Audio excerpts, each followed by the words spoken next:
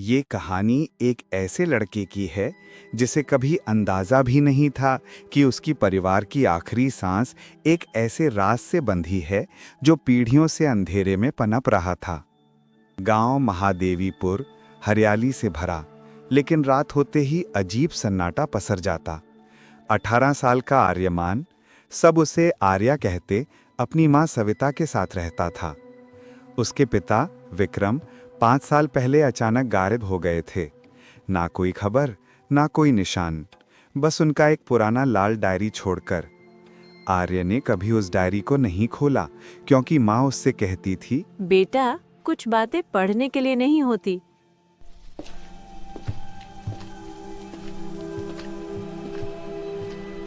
गांव के पास एक घना जंगल था जिसके बारे में कहा जाता था कि वहां परछाइयां खुद चलती हैं।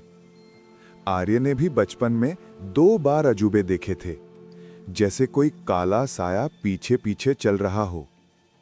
गांव वाले कहते, विक्रम उसी जंगल में गए थे और कभी लौटे नहीं।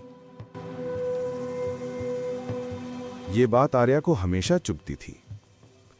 एक रात अचानक उसकी मां की हालत बिगड़ जाती है। सांस रुक रुक कर चलने लगती है। आर्या घबरा जाता है, लेकिन मां धीमी आवाज में कहती है, आर्या, अगर मुझे कुछ हो जाए तो तुम्हें अपने पिता की छोड़ी डायरी पढ़नी होगी। सब जवाब वही है। इसके बाद माँ बेहोश हो जाती है। आर्य को पहली बार डर लगता है कि उसकी माँ भी कहीं उससे दूर न चली जाए। उस रात आर्य लाल डायरी उठाता है और खोलता है। पहले ही पन्ने पर लिखा था, आर्या, अगर तुम ये पढ़ रहे हो तो इसका मतलब है वो छाया वापस जाग गई है। आर्या का दिल धक रह गया। आगे लिखा था, हमारा परिवार पीढ़ियों से इस जंगल की एक भयावह शक्ति का वारिस है। हम इसे काबू में रखते आए हैं, लेकिन मेरे समय में ये नियंत्रण से बाहर हो गई। आर्य की सांसें रुकने लगी। पिता ने लिखा था, एक दिन ये तुम्हें बुलाएगी। उस दिन तुम या तो इसे खत्म करोगे या खुद खो जाओगे। डायरी बंद होते ही बाहर से खिड़की पर हल्की ठक ठक की आवाज आई, जैसे कोई काला साया खड़ा हो। आर्य ने पर्दा हटाया। बाहर कुछ नहीं था, पर मिट्टी पर 5 उंगलियों जैसे निशान थे जो उल्टे थे, जैसे कोई चीज जमीन से ऊपर चल रही हो। उसी वक्त मां के कमरे से आवाज आई, आर्या। मां सोई हुई थी, लेकिन फिर भी बिना आंख खोले बोली, जंगल मत जाना बेटा। आर्य डर गया, लेकिन डायरी में अगले पन्ने पर लिखा था, अगर मां ऐसा कहे तो समझ लेना छाया उसके आसपास है। उसका पूरा शरीर कांपने लगा।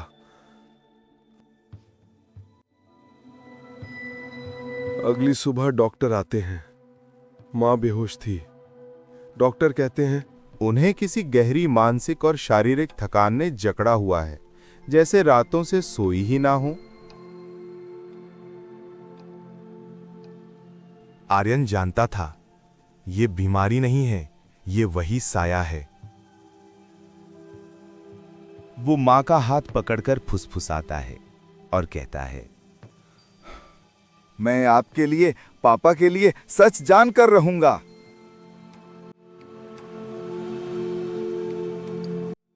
और पहली बार वो जंगल की ओर बढ़ता है।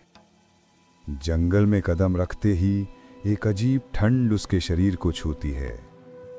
चारों तरफ सन्नाटा, सिर्फ हवा में दबा हुआ एक कराहने जैसा सुर।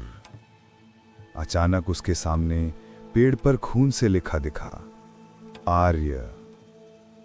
वो पीछे हट जाता है। ठीक उसी क्षण जंगल की गहराई से एक भारी धीमी आवाज आती है, तुम आखिर आ ही गए। आर्या का दिल सीने से बाहर आने लगता है। आवाज इंसानी थी, लेकिन उसमें कुछ टूटा हुआ था। आर्या डरते हुए आगे बढ़ता है। थोड़ी देर चलने के बाद उसे एक टूटा हुआ मंदिर मिलता है। मंदिर की दीवार पर लिखा था, विक्रम, यानी उसके पिता का नाम। और नीचे पत्थर पर लिखा था, छाया कभी मरती नहीं, बस वारिस बदलता है। आर्या समझने की कोशिश ही कर रहा था कि अचानक झाड़ियों से एक लंबा काला झुका हुआ साया निकलता है, मानव जैसा, पर शरीर मरोड़ा हुआ। वो धीमी आवाज में कहता है, तुम्हारे पापा हमें रोक नहीं पाए। आर्या चीखने ही वाला था कि साया अचानक गायब हो गया।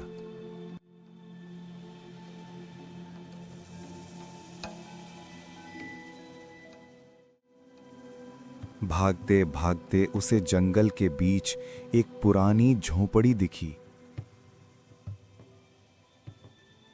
अंदर लाल कपड़े में लिपटी एक डायरी, एक ताबीज और एक पर्ची रखी थी। पर्ची पर लिखा था, आर्या, अगर तुम ये पढ़ रहे हो तो इसका मतलब है मैं जिंदा हूं, पर इंसान नहीं हूं। ये उसके पिता की लिखावट थी। आर्या का पूरा शरीर सुन्न हो गया। डायरी के अगले पन्ने पर लिखा था, तुम्हें सच जानना होगा, पर सच दर्द देगा। जंगल की सबसे गहरी जगह पर हमारा असली श्राप छुपा है। मेरे बेटे, प्यार हो तो मत आना, मगर हिम्मत हो तो आ जाना। आर्या कांप उठा, पर उसने कदम आगे बढ़ा दिए। और यहीं से शुरू होता है सबसे खतरनाक सच।